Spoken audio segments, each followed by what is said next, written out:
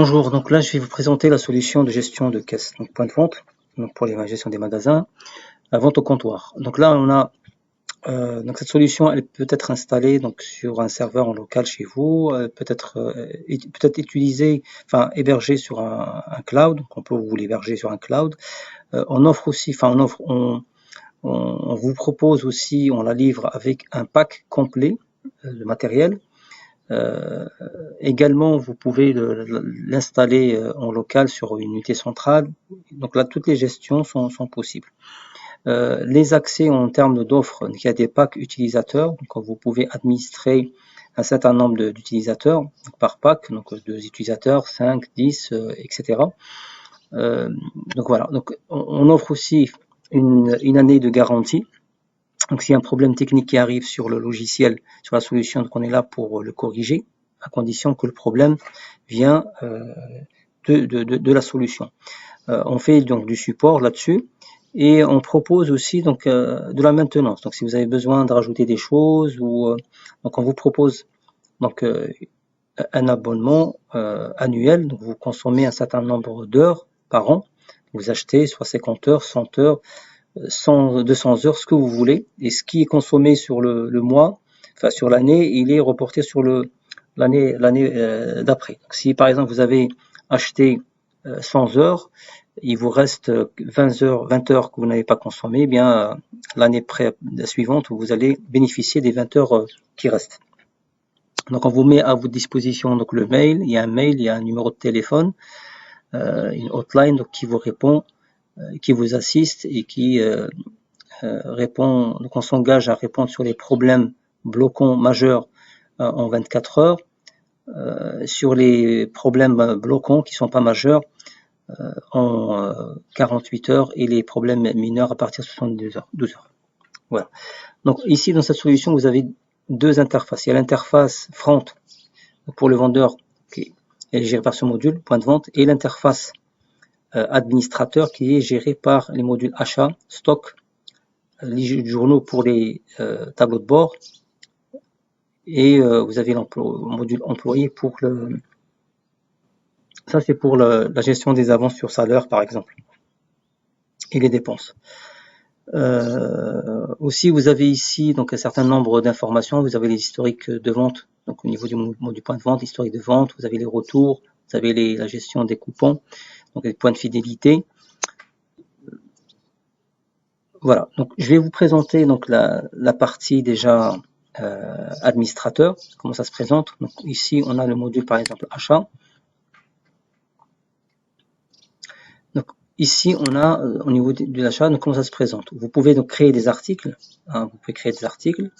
Je vais vous montrer comment se présente une fiche article. Créer ou importer. Si vous voulez importer des articles, c'est tout à fait possible, hein, il n'y a pas de problème. Donc voilà, vous avez des vues articles, vous avez une vue comme ça, vous avez une vue liste comme ça. D'accord. Vous pouvez faire des recherches. Si je cherche par exemple Adidas dans l'article, eh bien je vais trouver normalement mon article Adidas qui va s'afficher. Donc voilà, j'ai mon article Adidas qui s'est affiché. Donc si je l'ouvre, donc il a un code barre. Donc ça c'est on appelle ça une famille d'articles. Et je vais vous expliquer après pourquoi. Donc cet article il se présente de la manière suivante. Vous avez donc une vue comme ça où on peut le gérer. Donc vous avez des fenêtres, des pages, d'accord. Dans l'information générale, on a donc cet article peut être géré avec une taille, avec une pointure ou autre. Il peut être stockable. Il appartient à une catégorie. Donc la génération aussi du code barre, elle est automatique. Vous avez un prix de vente à renseigner. Vous pouvez ajouter un fournisseur ou plusieurs fournisseurs. D'accord. Et vous pouvez aussi dire que cet article peut être acheté et à la demande. Si j'ai une commande, bien je l'achète. Je peux aussi donc gérer les variantes. Les variantes sont par exemple pour basket Adidas, j'aurai ici les pointures, donc par exemple de 36 jusqu'à 40. Donc voilà, j'ai toutes les variantes liées à cet article-là, donc je peux en avoir plusieurs. Ensuite, vous avez ici la liste des articles demandés. C'est-à-dire que si vous, par exemple, vous commandez des articles, vous créez votre demande d'article, d'accord? Vous choisissez votre famille et vous renseignez la taille, les tailles que vous avez commandées, d'accord? Et ensuite, quand c'est fait, donc vous choisissez juste ça. Après, vous allez importer les articles, il va vous ramener l'ensemble des pointures, d'accord? Et il affecte les codes barres automatiquement. Vous pouvez ajouter un prix de vente, modifier, vous pouvez le modifier ici. Ensuite, quand vous faites ça, vous allez dans les achats, donc vous allez acheter, vous allez créer votre demande d'achat, d'accord? Ici, si je vous montre ici, on a créé une demande d'achat et donc je vais créer. Donc ici, dans l'achat, vous allez choisir votre fournisseur, vous allez choisir votre famille donc, à laquelle appartiennent les articles que vous voulez acheter. Connaître la famille, un traitement, donc on l'a fait, pour ce travail on l'a fait, pour faciliter l'achat. Vous n'allez pas saisir ligne par ligne ce que vous allez acheter. Vous choisissez juste la famille, vous faites importer les articles. Donc là, il vous ramène l'ensemble, voilà, des articles appartenant à cette famille. Donc chaque fois que vous voulez faire un achat, vous choisissez uniquement la famille. Vous la créez donc la demande une fois, et l'achat, il va tout le temps se baser sur cette demande-là. Si vous pouvez bien sûr ajouter une ligne, donc ça vous évite, donc déjà ça va vous faciliter la vie et vous fait gagner pas mal de temps. Donc là, vous pouvez donc uniquement changer la quantité. Donc là, par exemple, si je commande une dizaine, ici je vais prendre une vingtaine, là 25. Là, en 39, j'ai commandé 45. Et en 40, je vais choisir 55. D'accord? Ensuite, là, j'ai une vue. Là, il me dit déjà qu'il y a en stock, il y a 0. D'accord? Je peux mettre le prix unitaire.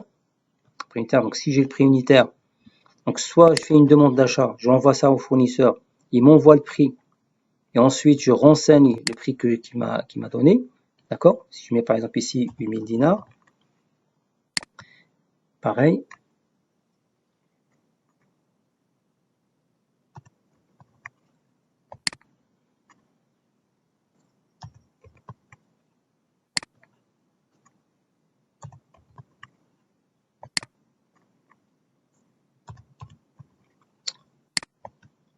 Donc voilà, si je fais ça, d'accord, donc là déjà j'ai les prix d'achat, donc je peux confirmer la commande. Donc je vais confirmer la commande, d'accord, je vais confirmer la commande.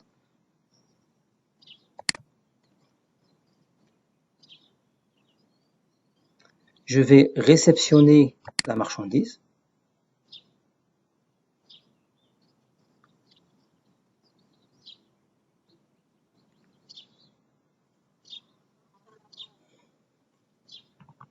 Voilà. Et je fais valider. Donc si j'ai tout réceptionné, je valide. Il va me faire entrer donc la totalité dans cet emplacement de destination, d'accord, ici.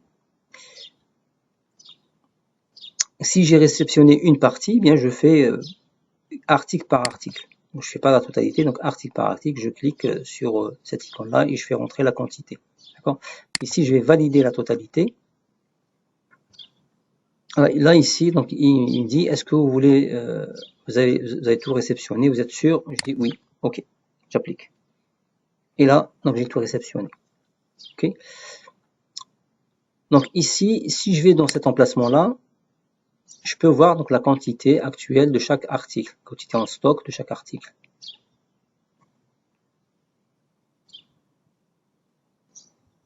Stock actuel. Voilà. Ici, donc j'ai la quantité en stock 20, 30, etc.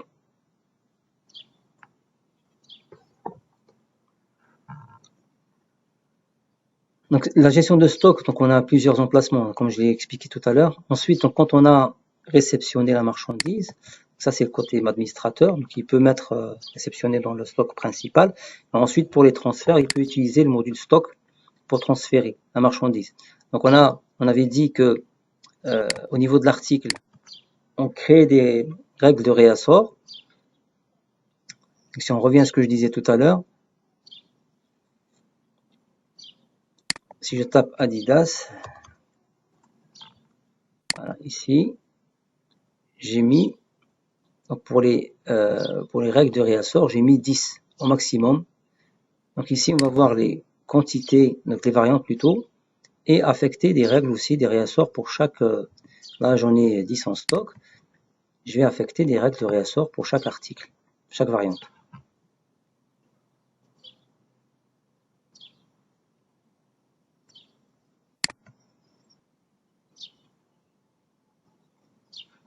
pour gérer les règles de réassort, je vais donc dans les variantes d'articles.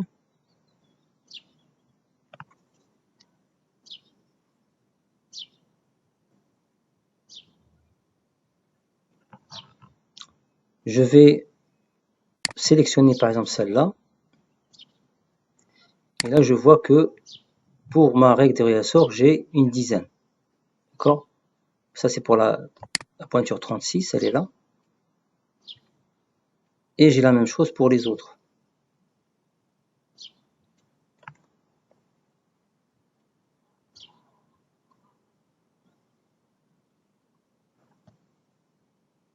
Donc pour le deuxième 37, on va lui affecter une règle donc, de réassort. Et on va dire au système. Donc je vais dire au système, si mon article, donc, avec pointure 37, il descend en dessous de 20, eh bien il va générer un achat automatique. D'accord? Achat automatique à partir, donc une livraison à partir du stock principal. Donc on va tester donc déjà ça. Donc ici, je vais voir donc au niveau de l'interface vendeur. Donc, ici on a par exemple, ça c'est les magasins, vous avez plusieurs magasins. Le vendeur, quand il arrive le matin, donc il aura la visibilité uniquement sur son magasin. Donc il clique dessus et il va tomber sur cette interface. Cette interface donc de vente, donc, qui est au vente comptoir, on a trois volets principaux. Donc là, on a ici la liste des articles avec des caractéristiques, hein, le nom, référence famille, prix de vente, entremisé, on a la remise, quantité, etc. On a ici, quand on effectue une vente, donc on aura ici, on sélectionne un article et donc ça sera visible au client et au vendeur qu'est-ce qu'il est en train de vendre. Et aussi, ça c'est le panneau de contrôle pour les paiements, les quantités, les remises, pour effacer les lignes de commande, pour effectuer des retours, pour voir l'historique. Donc tout ça, ça peut être donné au vendeur, comme ça peut être aussi rendu invisible. On a gestion des coupons, donc points de fidélité, etc.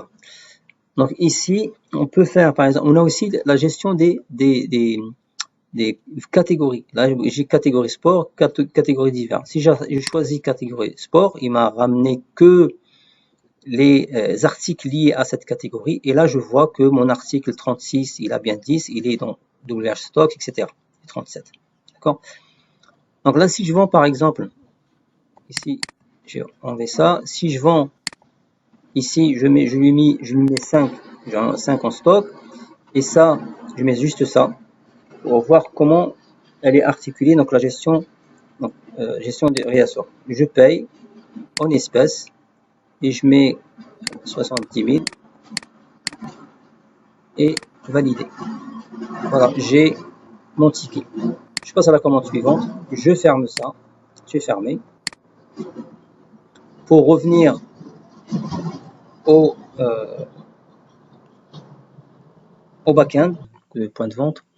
Donc on a la possibilité de voir donc les dépenses, en fait les dépenses qui peuvent être effectuées dans la journée.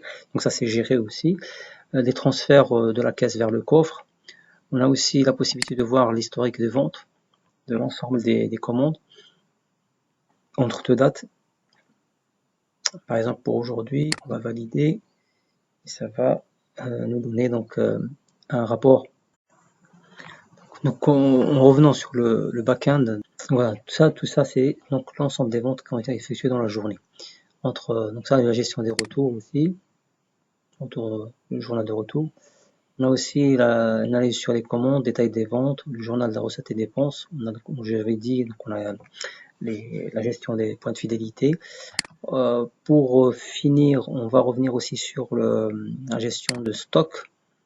Donc ici, donc au niveau de la gestion de stock, on voit qu'il y a la possibilité d'effectuer des réceptions, des livraisons, des transferts internes entre stock principal par exemple et les magasins. On a la possibilité de les configurer ici, les emplacements. Voilà. On a aussi la possibilité de créer des règles règles donc, de transfert entre les stocks, le stock principal, les magasins, ou entre les magasins eux-mêmes. Voilà. Donc après, vous avez au niveau des employés, donc on peut suivre tout ce qui a été par exemple pris par une personne, les acomptes, les paiements, les avances sur salaire qui ont été pris. Ça permet, donc ça c'est gérer ce que j'ai montré tout à l'heure dans le point de vente. Donc quand on va fermer le point de vente, donc on a la possibilité ici dans la session. On va prendre par exemple une session. Voilà.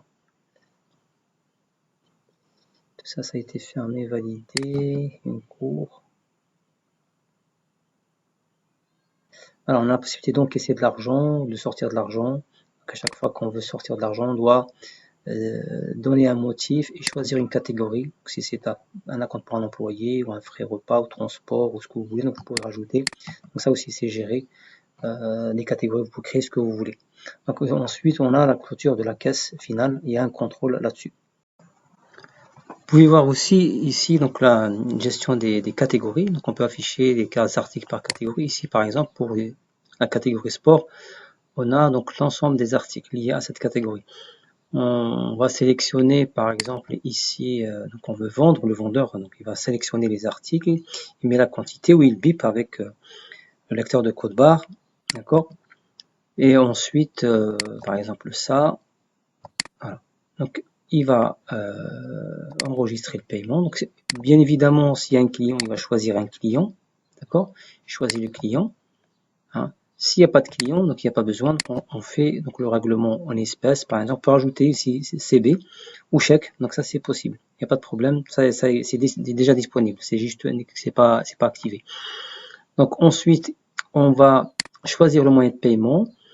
On va donc taper la somme donnée par le client et le système calcule automatiquement ce qui doit lui être rendu et on valide et on lui donne le ticket et on passe à la commande suivante. On peut faire ici on rajoute une commande par le plus, on peut enlever, on peut supprimer une commande, on peut regarder la liste des commandes disponibles ou actuelles, etc. Donc voilà donc on peut rajouter un article. Le vendeur il a aussi la possibilité, donc c'est une option, d'ajouter un article. S'il ne le trouve pas, il peut rajouter un article, par exemple casquette Nike. Il y a unité et on met le prix, par exemple 2000 dinars. Alors, ok. Si on va regarder, on va chercher. Donc,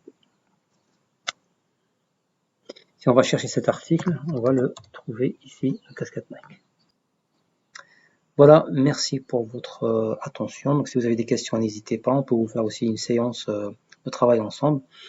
Merci, au revoir.